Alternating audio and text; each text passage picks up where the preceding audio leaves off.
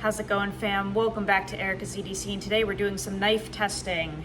We have two nearly identical knives. One is in 1095, one is in 10V. I've been really excited to do this. I've been waiting to have time to do this, so we're going to do a little bit of head-to-head testing today. I'm gonna lower you guys down. We're gonna explain why we're doing this, okay? So we are in the garage. It was just raining, so I don't really have anywhere to film outside. So we're using the leather shop bench. Hopefully you guys don't mind. Okay, so I showed these knives a few months ago in the introduction video. These are called splinters, and these are from the Scrawny Lumberjack.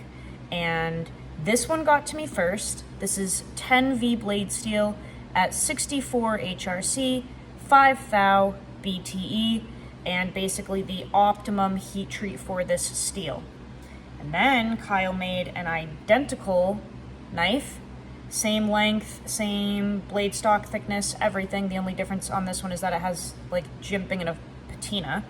But this is an 1095 high carbon steel at 62 HRC, optimum heat treat, 5 thou BTE. So we're gonna do some testing between these because, like I said, they're identical. They're just different blade steels and different hardness, but it's the optimum hardness and heat treat, whatever, for each steel.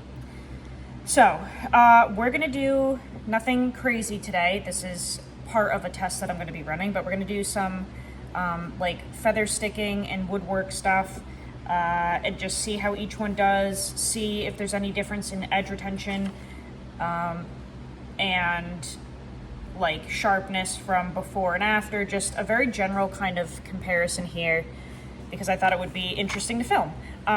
So we'll do initial test of sharpness before we start. Razor sharp. Neither of these have ever been used either. I don't know if you can tell, but like literally never been used. So these are the edges that they came with from Kyle, okay? To keep it as fair as possible. So both of them are like disturbingly sharp. Okay, and this is just printer paper per usual. We got another piece here if we need it later. Let's start with the 1095 actually. Okay. We're just gonna see if one has better edge retention over the other, if anything takes rolling, or just any differences really. These are both very thin knives. And these ones are not necessarily meant for this. They're more like EDC blades, but I really want to see how they do with this. Very, very thin blade stock on these, and they're both full flat ground, by the way. Okay. But they feel incredible. This is one of the most ergonomic knives I've ever used. Like the splinter in general, it's just a really nice Coke bottle.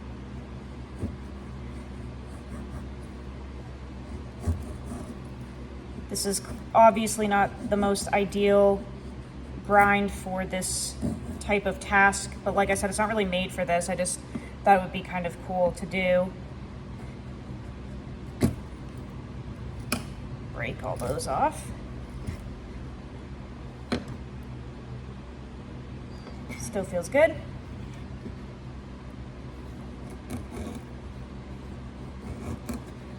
This is some crusty wood.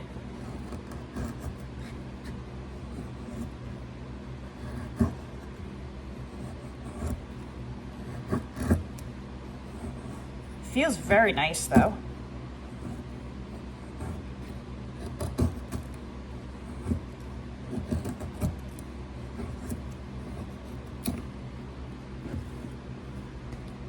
It's got a good little pile of shavings here.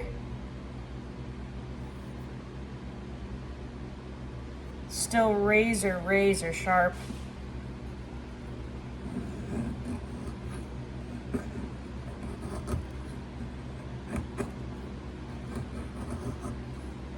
I've never really seen any videos of people doing like kind of head-to-head testing with two identical knives and different blade steels with optimum heat treat, you know? So I thought it'd be kind of interesting. I'm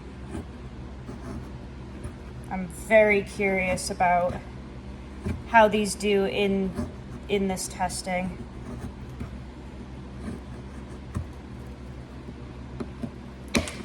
Oh, there goes all my little feathers.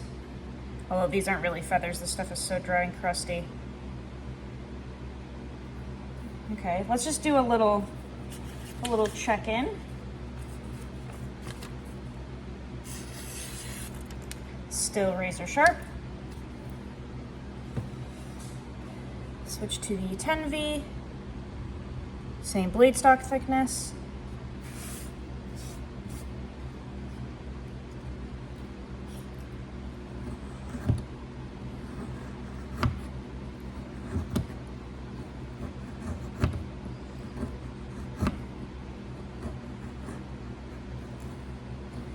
These are definitely very, very comfortable. Like if this were a little bit bigger with a different grind, it would be ideal for this task. You know, like a little bit of a longer blade. Maybe this is a tiny knife and it may not look it on camera, but they're extremely small, which I love for EDC, but for outdoor use and like bushcrafty stuff, you definitely want longer blade, probably a longer handle, different grind.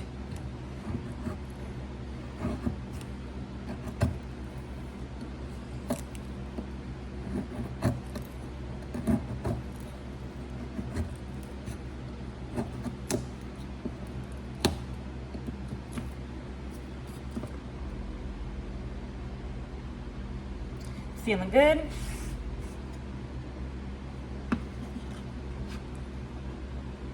Make sure I'm still in frame here.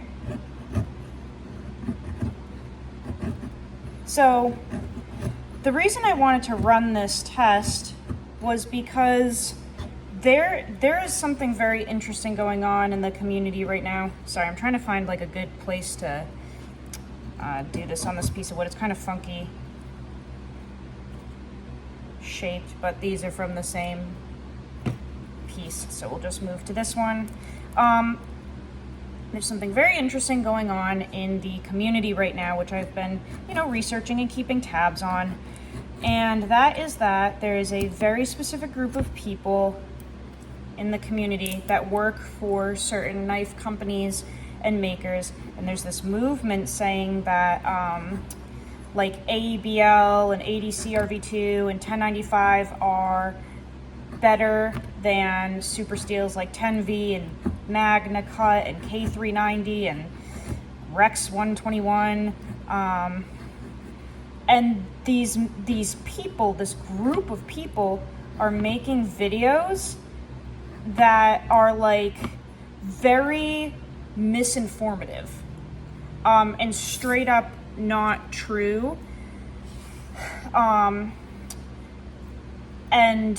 So I kind of wanted to do a test between simple carbon steel and super steel of the same knife and just see if we can use them for a month and put them through different tests and see if there's a difference, because chemically speaking, there is, right? Like you can't really argue the fact that there is a difference between the steels. So the fact that there are people out there being like, well, the simple carbon steel performs better and it has better toughness and all this stuff, when it literally on the charts composition wise doesn't, it's very interesting to me that people just make that stuff up. So we're just gonna see if we can find out any information putting them head to head, I guess. And I think it's really important that they're from the same maker, because the test is much more trustworthy, I guess. Not as many variables for difference when they're the same knife from the same maker with the optimum heat treat for both. So I think it's going to be an interesting test. All right, so neither of them had any change. Didn't expect that. Wood is not really abrasive, you know what I'm saying? I have had knives chip, roll, what have you on wood. It's definitely happened before, but these both did perfectly fine, and that was not an extensive test at all. It's you know, subjective and just playing around, but they both, nothing changed on either knife. I think the next test that we have to do is probably some rope, maybe cardboard, stuff like that, but they both pass with flying colors on the wood. And like I said, I think a larger version of this with a different grind and whatnot would be really good for this, because it was very comfortable in hand to do this task. It's just way too short, obviously, which made it difficult, and I'm sure you could tell I was kind of struggling. It's just such a tiny little blade and a tiny little knife. Like, I have small hands and you can't even see the thing. A larger version of this would be perfect for these type of tasks, but both did great during this. Back to what I was talking about there's a movement spreading a lot of misinformation about simple carbon steels versus super steels, and saying that these ones outperform these ones. So I wanted to do this test over time to see what the results are. But some of it is just plain nonsense. I actually watched a video yesterday. It was a video that the company LT Wright did on YouTube, but they had one of their like marketing people go out and make a video about how AEBL is basically better than MagnaCut, which is like very interesting to me because that's so hilarious, right? And this guy is saying that like AEBL outperforms MagnaCut, and you know, cost wise it's so much better, and like there are a lot of situations where AEBL is like composition wise advanced over MagnaCut, and the whole thing was so crazy. I actually sent it to a friend and I was like, how is this even acceptable? Like, spreading that much misinformation, and like, oh, toughness on AEBL is better, and you can't sharpen MagnaCut in the field, so you should choose AEBL. Like, it was the silliest thing I've ever seen, and that's so common. There are so many people making these videos and making this content saying that like these simple steels are going to outperform in every sense a super steel. It's the most wild thing I've ever seen. So I think it'll be really fun testing these over time, because it's really interesting. And nothing against LT Wright and nothing against that guy, you know what I'm saying? The misinformation woven into that particular video made me realize, like, wow, this movement that particular group is doing, that bushcrafty group, like, they are really getting pretty funny with some of the stuff that they put out, you know? And there are a lot of makers doing that too. They're making knives in like ADC RV2 or Nitro V, and they're this big, and they're nearly fully made by a machine. I got an email about one yesterday, $355. Not gonna say the maker. $355 for a knife. I think it's either the same size as this, like 6 inches long or something. Like, it's 6.5 inches long. And that particular knife was fully made by a machine, basically. Machine scales, water jet, blanks, whatever, just the machine did basically everything. And like Nitro V at 60 61 HRC soft, $355. Whereas this is a perfect example. Kyle, who does everything by hand and in-house, I think they're like $2 something for his knives. Like, starting is like $250 for like a knife in super steel 64 HRC with micarta, you know? It's just kind of crazy to me that these makers are using subpar steel with a subpar heat treat, lower HRC, made by a machine, almost 400 bucks. And then they do this marketing tactic of like brainwashing you as to why you want that over something that chemically makes more sense and will outperform it. It's the weirdest thing. So I'm very curious to test these over time, but they both did great with the woodwork. Made some nice little shavings. They both were very comfortable.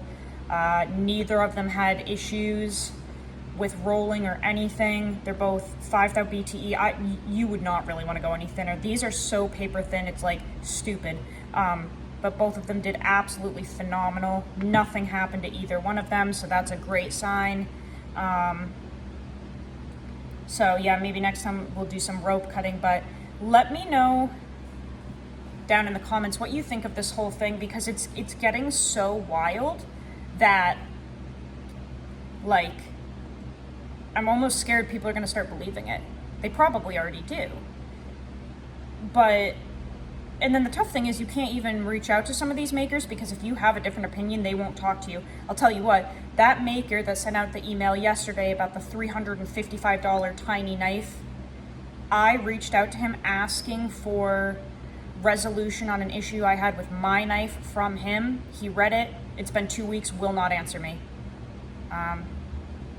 So even if you have a different opinion, you can't even reach out and ask for help, because they just won't talk to you. So very interesting group of men out there. But let's see if we can start bringing some clarity to the table with super steels versus simple steels. And they all have their place. Absolutely. All of them have their place. It just gets a little spooky when you start saying that this one is going to overtake the place of that one. You know, it's just kind of silly and misinformative. But guys, I hope you enjoyed that. Let me know what you think about this whole debacle down in the comments below. I will see you guys on the next video. Go use your shit. Check out Kyle over at the Scrawny Lumberjack. Learn how to sharpen your knives. I'll see you guys on the next video. I love you so much, fam. Take care.